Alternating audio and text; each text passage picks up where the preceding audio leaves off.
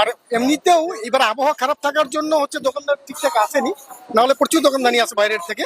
তো আবহাওয়া দপ্তর আগেই জানিয়েছে প্রচুর বৃষ্টি হবে, ফাঁকা মাঠ তো, তাও মোটামুটি হয়েছে। আর পুজো ভালোই উপভোগ হয়, সমস্ত গ্রামবাসী তথা এরিয়ার এই এলাকার সমস্ত মানুষ আছেন, পুজো উপভোগ করেন। শহরে কখনো পুজো দেখতে যান? শহরে গেছি গেছি। শহরের পুজো না গ্রামের পুজো, কোনটা বেশি ভালো লাগে? আমার গ্রামের পুজোটাই বেশি ভালো। গ্রামের পুজো বেশি ভালো। আমাদের সঙ্গে রয়েছেন মহামন্ডলের স্যার। এই যে এরকম একটা পুজো কি বলবে?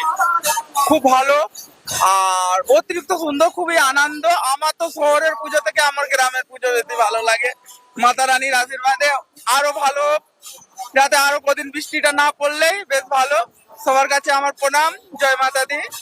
বুঝতে পারছেন, যখন শহর মজেছে, তিলোত্তমা যখন মজেছে পুজোয়, তখন এরকম একটা ঝাড়গ্রামের প্রান্তিক গ্রাম কিন্তু তাদের ছন্দে পুজোতে মেটেছে। তারা বলছে কেউ কেউ যায় কলকাতায়, আবার কেউ কেউ গ্রামের পুজোটা তাদের কাছে বেস্ট।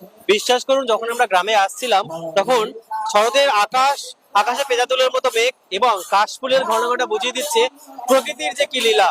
মা দুর্গা আসার সাথে সাথে এই গ্রামও আভাস পেয়ে যায়। তাই যেখানে শহরের বড় বড় প্যান্ডেল দেখাতে আমরা নয়, আমরা এই মুহূর্তে পৌঁছে রয়েছি ঝাড়গ্রামের বিভিন্ন প্রান্তিক পুজোগুলিতে।